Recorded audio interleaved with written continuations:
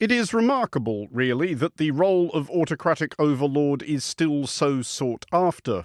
It is doubtless tremendous fun while it lasts, but when it ends, it rarely ends well. Unless you are sufficiently agile and ruthless to see yourself all the way out as president for life, prison, exile, or a violent demise are all likelier than the kind of comfortable retirement usually on offer to the democratically elected and democratically removed. This time last year, for example, President Bashar al-Assad of Syria probably thought things were going okay, all things considered. Contrary to much expectation and a great deal of reasonable hope, he had ridden out more than a decade of revolt and conflict. The Arab League had reinstated Syria and re-embraced him. The wider world seemed increasingly resigned to the idea that, like him or not, he was there to stay. And then he wasn't. Rebels based in the northwest province of Idlib surged out of their redoubt, captured Aleppo, then rolled down the M5 motorway which serves as Syria's spine, taking Hama and Homs before menacing Damascus. It took them barely a week, Assad's army unable or unwilling to put up much of a fight. Like many tottering tyrants before him, Assad undertook the undignified bolt for the airport, portmanteaus doubtless clanking with as much of the state treasury as he could carry. He now idles in exile in Moscow, which, given the picturesque mishaps which often befall those who outstay President Vladimir Putin's welcome, cannot be an altogether comfortable existence. Nevertheless, despite the hazards and the drawbacks, people still want supreme power, and they're usually the last people who should have it. But the rest of us do now have centuries of evidence of how and why they topple. Are there hard and fast rules about the conditions which cause tyrants to fall? How can those conditions be conjured? And what is it like to bring your dictator down? This is the Foreign Desk. When you look at the US, what we see is a frontal assault on all of the institutions that make America a liberal democracy. And we shouldn't make the mistake of assuming that democracy in the US is God-given. We definitely have to be vigilant.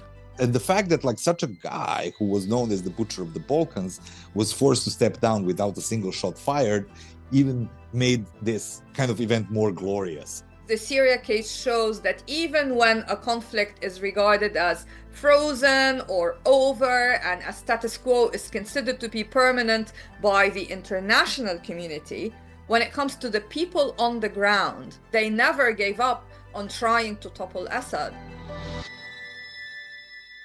You're listening to The Foreign Desk with me, Andrew Muller, and we begin with Marcel Dersus, political scientist and the author of How Tyrants Fall and How Nations Survive.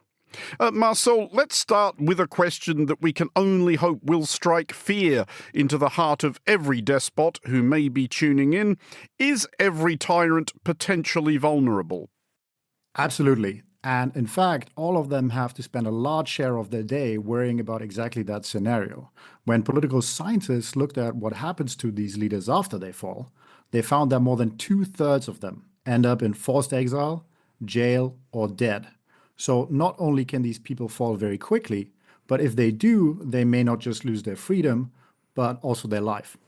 I mean, on the point about it happening quickly, is it true in general, do you think, that they don't tend to see it coming? I mean, Nicolae Ceausescu was famously still giving orders to the soldiers that were frog-marching him towards a barracks wall with a view to forming a firing squad. Bashar al-Assad more recently only just got on the plane ahead of the militias coming down the highway. Why are they so slow to see things moving against them? It really can't be any other way, because a lot of these leaders that lose power have been close to losing power many, many times. And thus far, they've always survived. And I think, in a sense, they have to assume that they're going to survive the next challenge as well, because otherwise they couldn't project the power that they need to project in order to even have a chance of surviving that next crisis. So is hubris the inbuilt flaw here? At which point, I guess we should introduce a concept you mention in your book with specific reference to the unlamented Libyan tyrant Muammar al-Gaddafi and golden gun theory.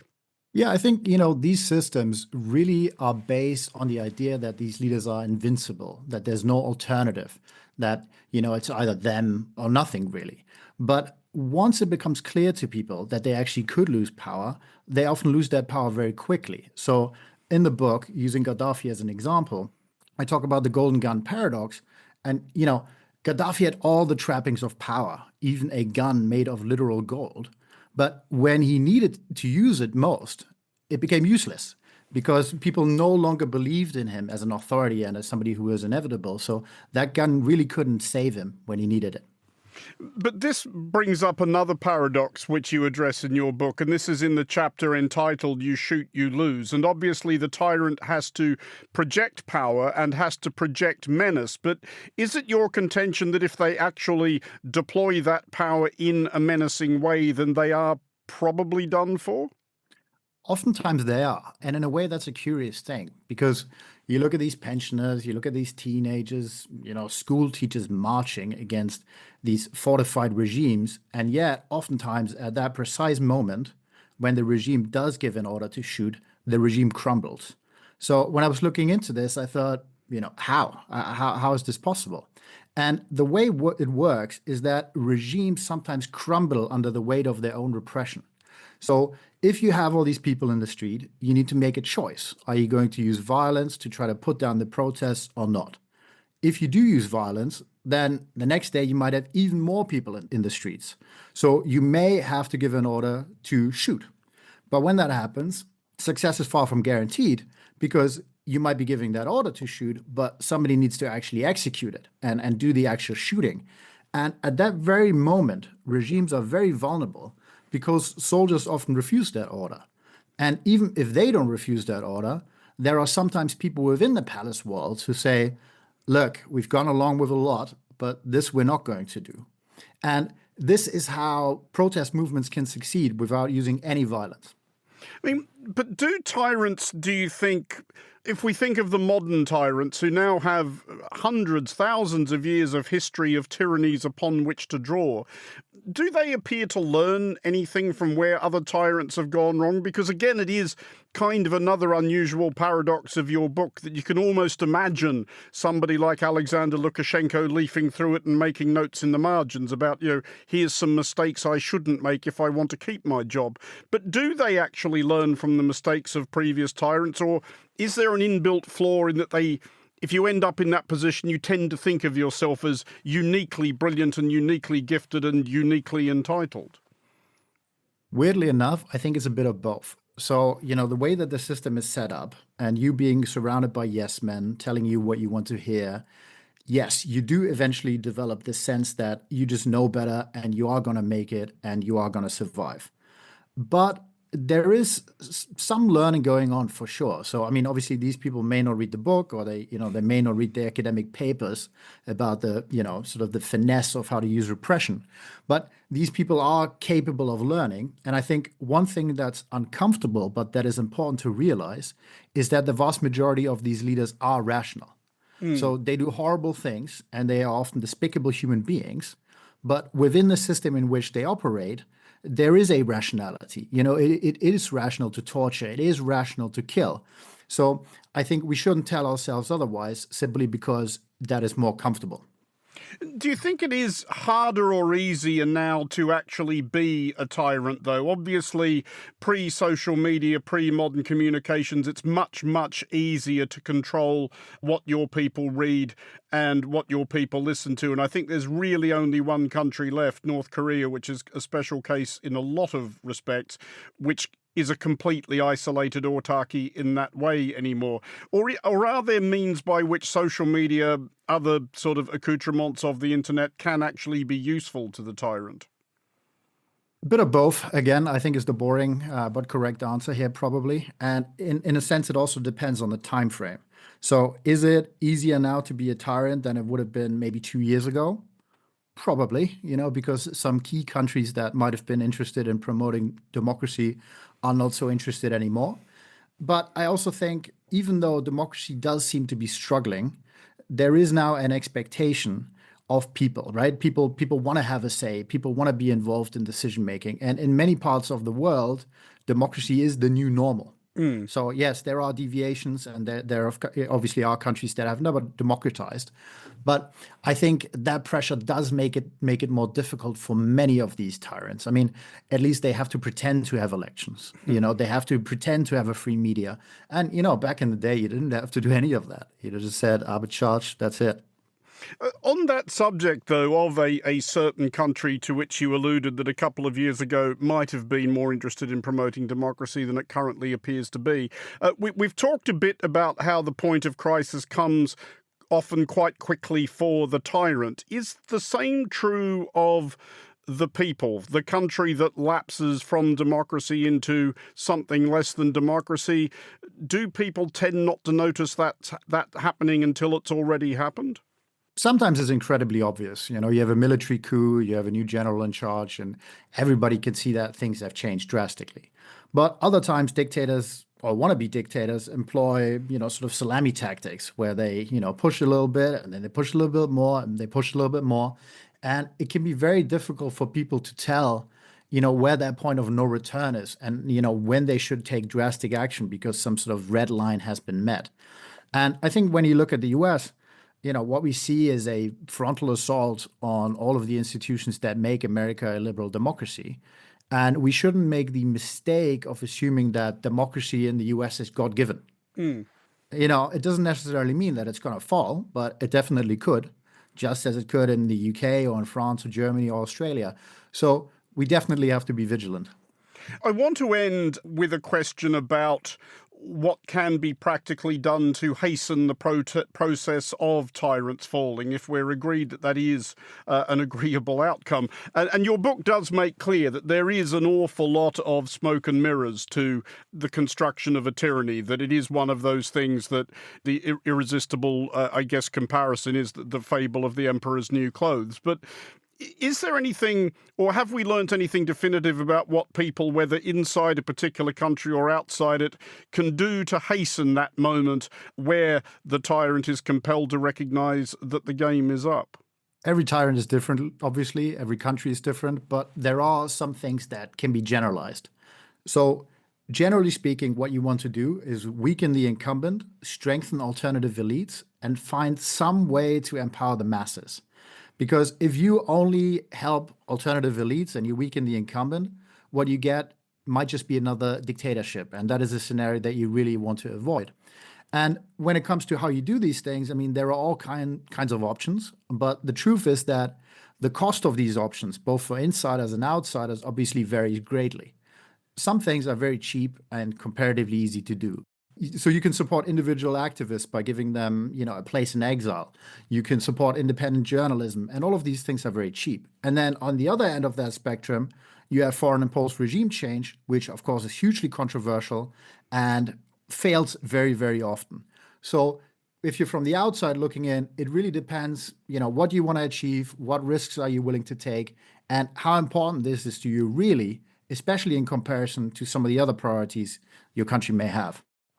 Marcel Dersus, thank you for joining us. That was Marcel Dersus. His book, How Tyrants Fall and How Nations Survive, is out now. This is The Foreign Desk.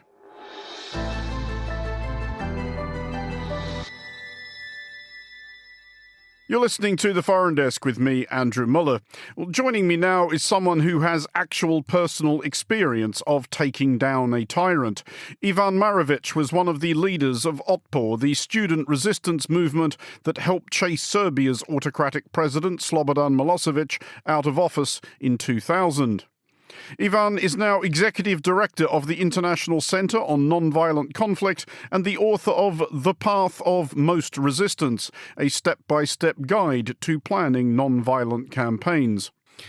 Ivan, it's one thing to notice, I guess, that your country is ruled by a tyrant and to decide that this is bad and to think that somebody should do something about it.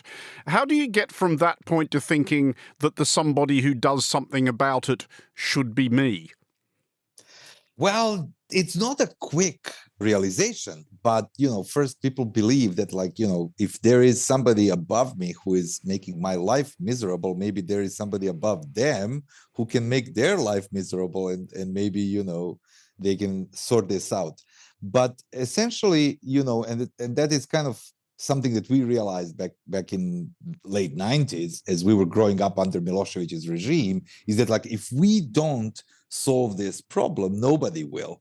We used to say in our movement, one of the things we used to say is Martians are not going to land and kidnap Milosevic. We will have to deal with him ourselves.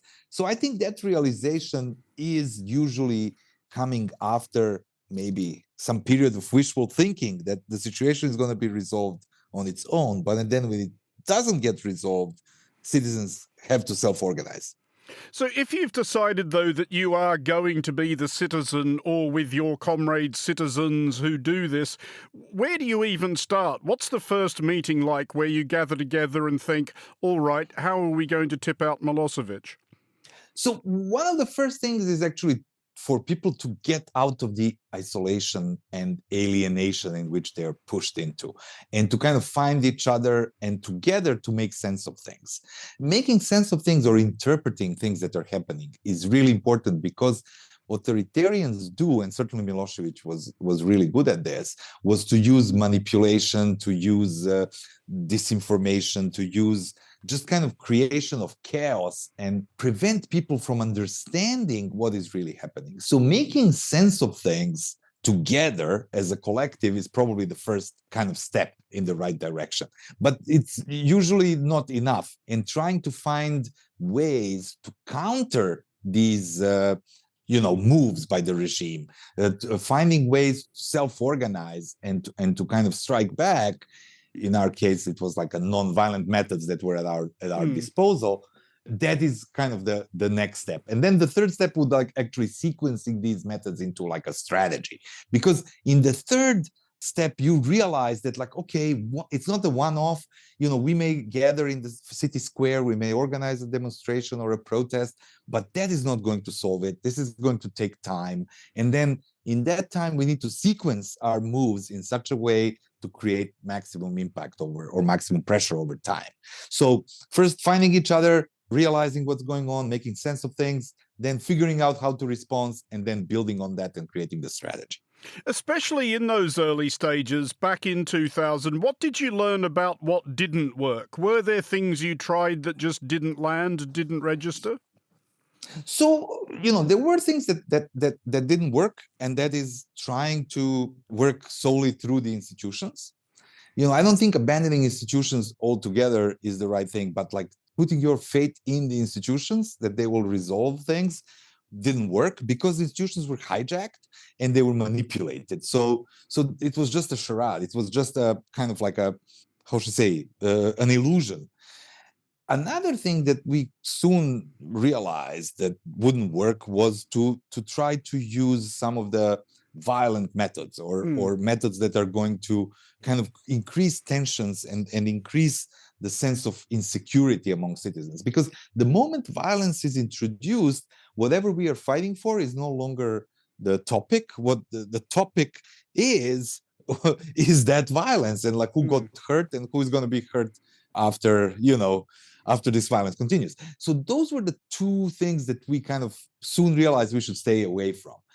When I say, not putting your trust in institutions, doesn't mean you don't take your struggle into the institutions, but that's a completely different thing. That's part of the strategy, and the non-violent strategy is waged outside of the institutions, but also inside the institutions. And in a sense, the way authoritarians are forced to step down or are toppled is because those institutions that make their rule possible stop cooperating at some point. And that's why we need to take the struggle into the institutions as well.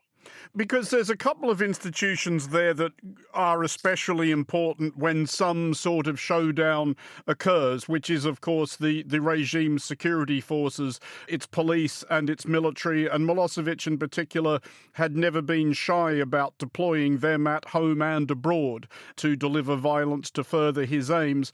How do you get to a point where you make it clear to the police and the military that you are on the losing team here? So it took time. It didn't happen overnight. But one of the things that one of the biggest mistakes that Milosevic did was to use police to repress the members of our movement, the members of Otpor.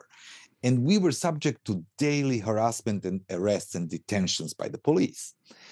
What we did was we used those encounters with police officers to actually spread our message. So whenever one of our activists would be arrested, they had a full script that we rehearsed and that actually had an impact on those police officers, telling them like, well, we understand that now that you're arresting us, this is not what you wanted to do. This is not why you signed up to join the police. You signed up to fight criminals. However, the regime forced you to like arrest young people, students, because of their political beliefs. So we know that like this is not what you really want. Those kind of messages really made an impact on those police officers. Like even at the time when these mass arrests were happening, and we were declared a terrorist organization by the regime, although we were strictly non-violent. Even at that time, there were no incidents of torture or beatings reported. And everybody was like, why is Milosevic's police not behaving in an expected way? And that was because actually our message to the police officers really worked. And then months later, when Milosevic really ordered them to use violence and to use force against demonstrators, and actually they end up refusing that order, that I believe was also the result of that months and months of messaging, consistent messaging, that actually turned those members of the security forces against Milosevic. How important is the public messaging, though? Because I can recall being in Belgrade before and just after the revolution in 2000, and I met a good many of your Otpor colleagues, but all over Belgrade at that point, you just keep seeing the same Otpor slogan, which was, and I'm not going to attempt the Serbian pronunciation, but it translated as, he's finished. You weren't saying finish him or he must go. You were saying he's finished, like it's a fait accompli. How important is getting that slogan, that message exactly right? It's very important. The movement has one tool, and that is public outreach, messaging, and all for the purpose of bringing more people into the movement, creating that kind of increased participation of citizens. So our messaging was deliberately aimed at increasing participation. We didn't start with "he's finished." We started that year with the slogan, "This is the year." Mm-hmm. It was a little more vague, but we also had slogans like "resistance because I love Serbia," saying that like if you want to be a patriot, you have to resist. Then slogans like, like it's spreading, meaning like the resistance is going to spread and is going to catch like wildfire. And then finally, the slogan was "he's finished," where we kind of got to the point that we had to give people hope that it's over. And this kind of fait accompli that you say was serving the purpose of boosting the morale, boosting the enthusiasm of our supporters, because a lot of people were saying, yeah, maybe we are against him, but will it work? Will he ever step down? And kind of saying that he is finished also was the message that reached into the institutions, into those security forces and others, which kind of were also thinking like, are we going to be on the losing side now that he is finished? I mean, it is what came to pass eventually, obviously, and it is an extraordinary story, which I do encourage listeners to look into more. But just finally, is there a way you can describe what it feels like at that moment when you realize he actually is finished and you've done it and you've won? That is probably like one of the most, unusual feelings I ever had in my life. I'm calling it like a sense of victory or a sense of excitement, or is not enough. This is really a profoundly like a unique moment where like citizens in general feel empowered, like that, that really, how should I say, we can make things happen with our own resolve and our own effort. And the fact that like such a guy who was known as the butcher of the Balkans was forced to step down without a single shot fired even made this kind of event more glorious. And I just think this is like one of the best moments of my life when it comes to at least like raw feelings. That was Ivan Marovic, Executive Director of the International Centre on Nonviolent Conflict. This is The Foreign Desk.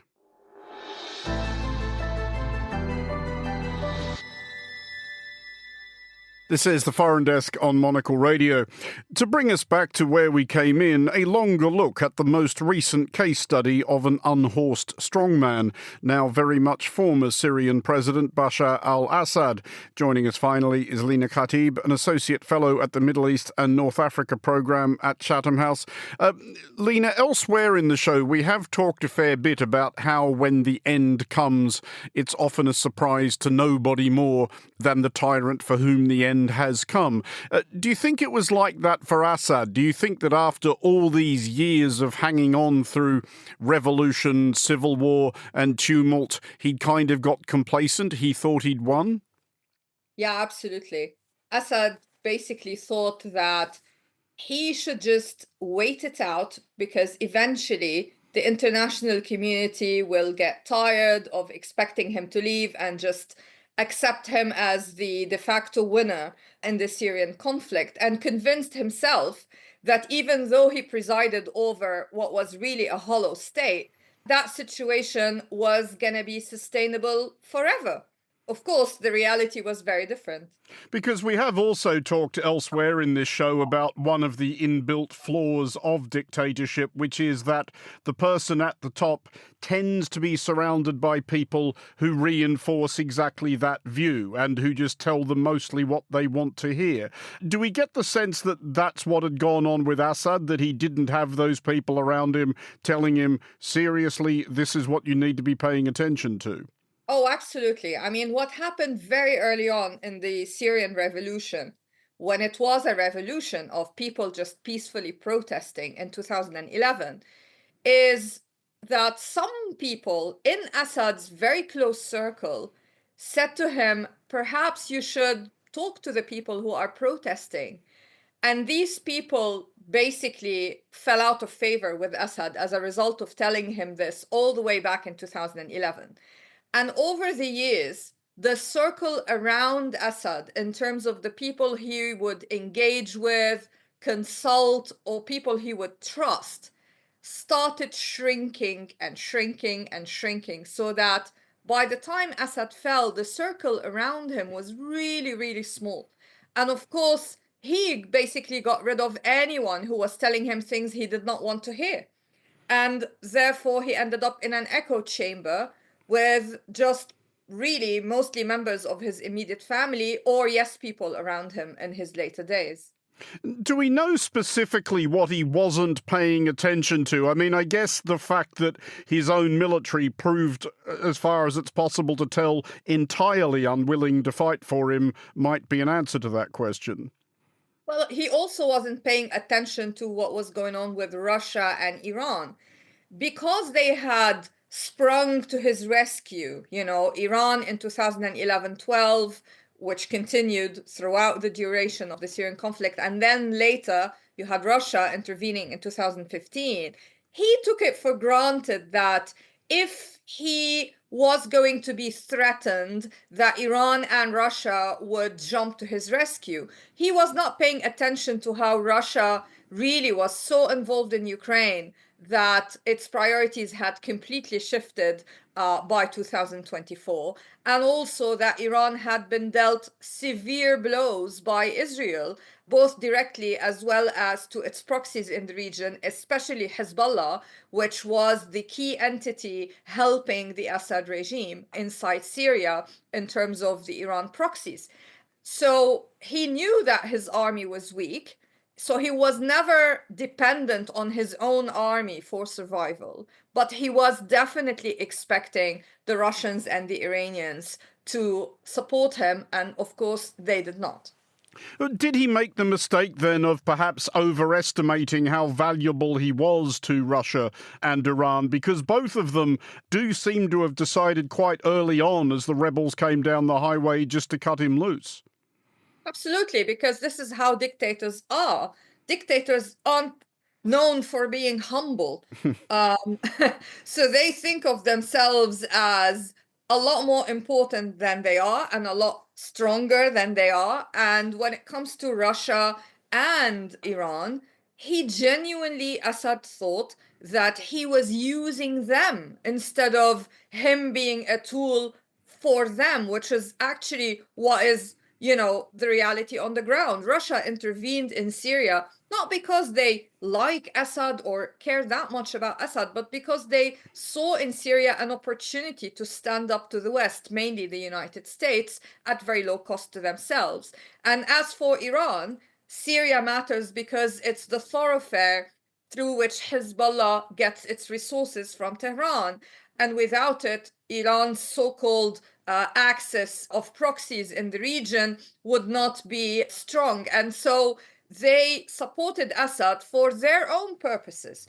And so, of course, in Assad's head, it was the other way around. He thought he was being clever in using this international backing to help him stay in power. And that, in his head, that meant that he was the most important person in this equation. I mean, all that said, if perhaps he had been, and I'm not trying to give any tyrants who may be tuning in any ideas, but if he had been more aware of the shifting international position and a bit more agile in his thinking, could he have survived this, perhaps by pivoting back to the Bashar al-Assad of the early 21st century, when he looked like he was the reasonable one and people were talking excitedly about the Damascus Spring? I don't think he would have been able to return to that. However, he did have the opportunity to at least reintegrate Syria into the rest of the Arab world, because he was admitted back into the Arab League. He was told by Gulf countries to try to rein in the drug trade, mainly the drug captagon that was flowing from Syria, mainly to places like Saudi Arabia. He was told perhaps he could, in a way, distance himself from Iran, but he refused. On all those levels, he refused. He was not budging in terms of the conditions that came with readmitting Syria into the Arab League at that time. He genuinely thought he could just get away with everything because he felt that the international community was never serious about removing him from power. That's something that he was convinced about back in 2011, and it's something that he continued to be convinced about. And so for him, why compromise? So yeah, there was an opportunity for him to at least kind of rebrand a little bit, not, as I said, going back to the days when he was seen as a modernizer and the person who's going to liberalize the economy in Syria and all that, but he might have survived for a few more years if he had been a bit pragmatic, but he was not. We've spoken so far about Assad's downfall as a combination of, I guess, historical inevitability and his own misjudgment. But if we try to close this show on an optimistic and constructive note, is there anything from his downfall that might be adopted by people living under tyranny who are trying to think of ways in which their resident tyrant might be given a bit of a shove towards the exit? I mean, although it took a while in Syria, eventually the Assad regime was a house of cards. And this was the case with a number of other regimes that have crumbled in the world after a while, even if at first glance they appear to be quite resilient. And so I think, on a positive note, the people will never, I think, give up trying to make life better for themselves. And I think the Syria case shows that even when a conflict is regarded as frozen or over and a status quo is considered to be permanent by the international community, when it comes to the people on the ground, I don't think people easily give up trying. And it was the rest of the world that was not paying enough attention to the people in Syria and what they wanted and that what they were trying to achieve. They never gave up on trying to topple Assad. And of course, it did take a number of external factors to pave the way for his removal in the end. But let's not discredit or discount the efforts of the people on the ground. So I think, if Assad can go, so can other dictators in the region and other totalitarian regimes that may appear to be durable. That was Lina Khatib. Lina Khatib, Associate Fellow at the Middle East and North Africa Programme at Chatham House. Thank you for joining us.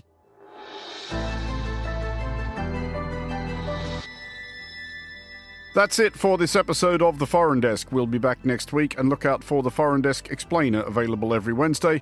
The Foreign Desk was produced by Anita Riota and Lily Austin, with editing assistance by Flynn Simons. Lily also produces The Foreign Desk Explainer. To contact the Foreign Desk team, you can email Anita at aer@monocle.com, and don't forget to subscribe to Monocle magazine and to our free daily email bulletins by heading to our website at monocle.com. From me, Andrew Muller, thank you very much for listening. Until next time, goodbye.